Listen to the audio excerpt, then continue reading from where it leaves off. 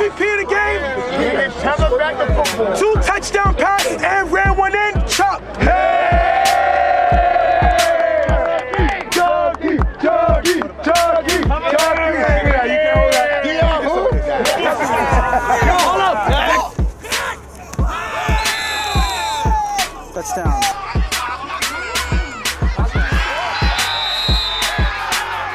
Your last season UFL. And your 14 that you threw was the lowest in your career. Like, I'm going to their team with my carve 'em off mentality of it's just all about winning. Like, we just want to win, whatever and that. So with Pam's coming to coach, they know his mentality is my mentality, and we put this together.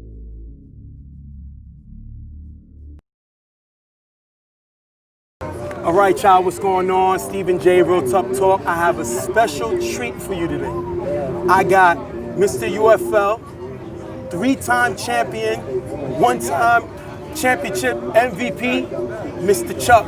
How you doing, brother? What up, brother? I'm good, thank you. Thank you for joining us, I appreciate it. All right. First of all, how you feel with everything with Corona? How's the family? Let me know about that first. How's everybody doing? Everybody's good, thank God. We blessed. Nobody in the immediate family got hit with it or anything like that, so everybody's good. Okay, let's jump right into the questions. How do you feel to be back in the UFL? Obviously, it wasn't the A division last year, so you wasn't in it. You're coming back off the season off. How does it feel to be back in the league? I'm looking forward to it. That, like, UFL is since it's so different. The field, the rules, the 4 seconds, and then it's different comp than all like the other leagues that you got the underrateds, all the same teams, right. Whatever. It's more of a mix. Now, since you had the draft, now like I get thrown to a team I probably would never threw for, right. And I'm playing against teams I probably wouldn't play against, whatever. Right. So it makes it more. It brings out the competitor in you again. Tell me the process of you finding out that DG was going to draft you. Tell me, how did you find that out? Well, the whole time we heard about the draft, UTF reached out and they was like, we want to draft you, whatever. I'm like, yeah, I'm cool with all of y'all. We could do this. And then like 2-3 weeks before the actual draft, they was like, I was hearing people say, nah, I think DG might take Chuck, whatever. But I'm thinking Reggie's there, so why would they? So I was at work one day, I said, let me just hit Hollywood up one time just to see. Right. And he was like, what makes you think we're not gonna take you? And I was like, oh, wow. So then that's the first time I knew that they was gonna take me. What do you think that you bring to DG that they didn't have before? What do you bring to this organization? A West, a Cape, just playing. Well, that's actually true. That's a good point. I bring a couple of players, but I think being a champion, going through the 3 times winning and the ways we got there, whatever it's in that, it's like a different type of experience. Correct. Like Reg has football experience, but I have winning experience, and I just feel like I can gel better with teams that I can just like join. I think like we could put it together and make something happen. What made you say pre-draft, wherever I go, Pam's is coaching that team?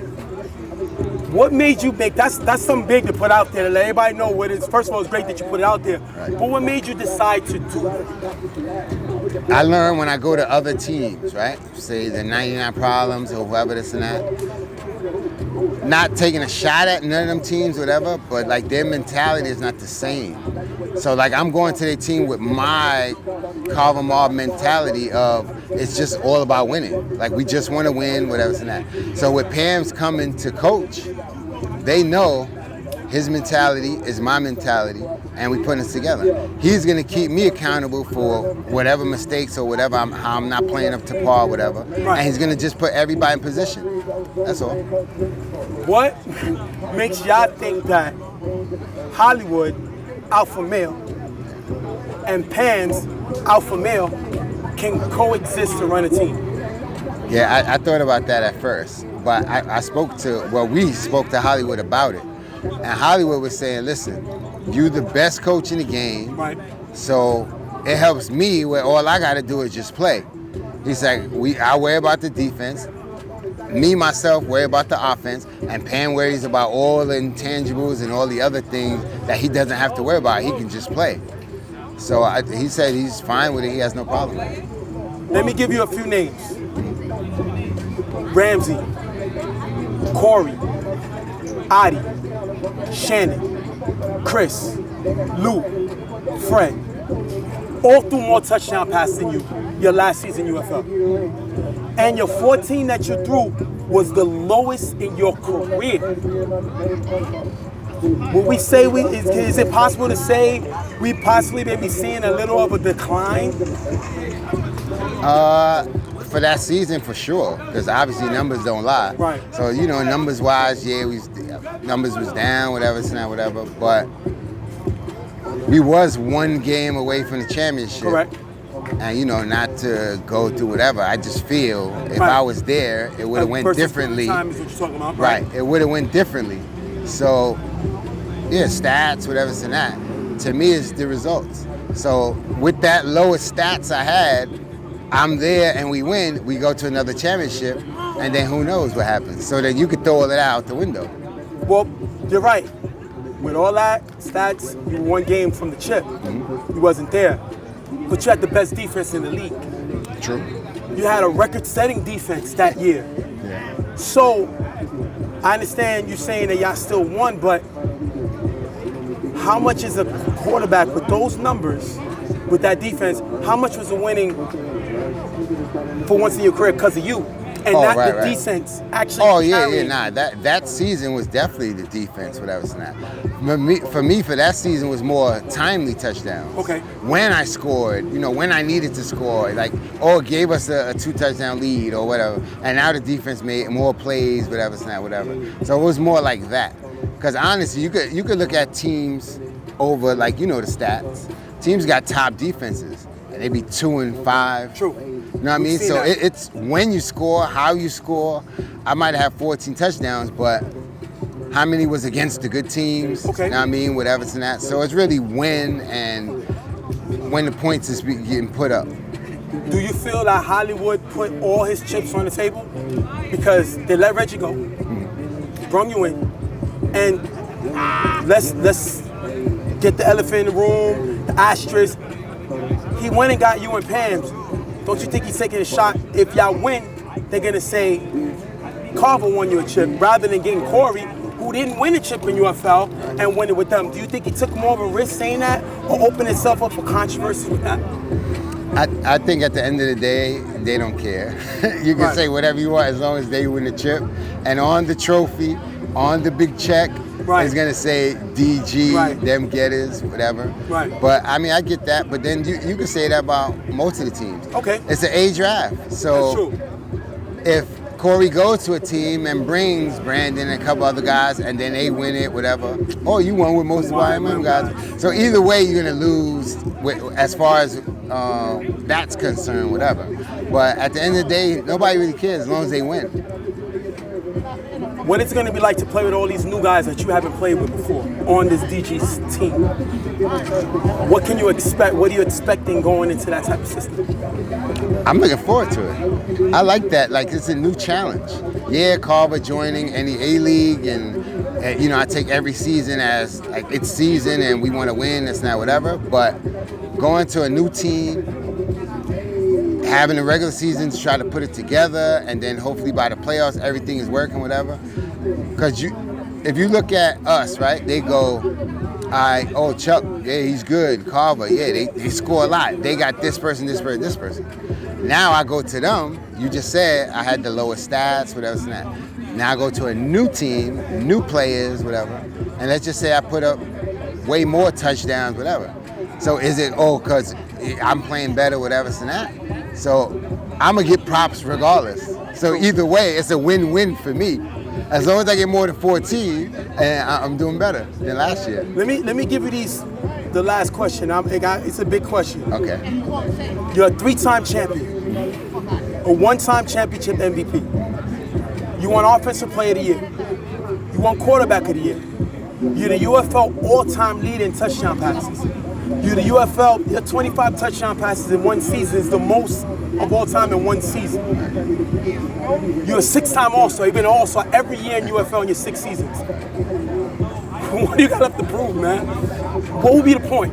You was reffing last year. You couldn't have stood reffing. Yeah. You gave that up to come back and why?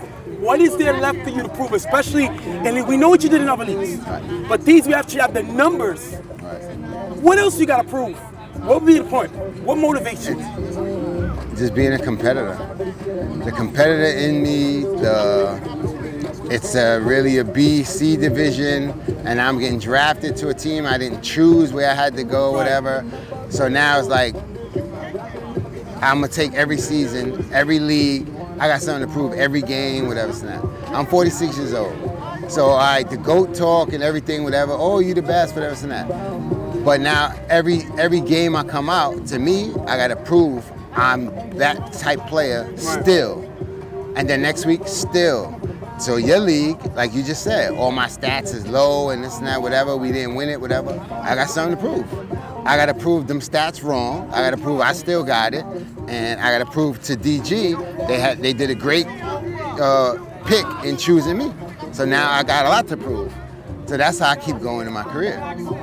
You know, I always got a bonus question. If y'all don't win a chip, was it a waste? Failure. We don't win the chip, failure.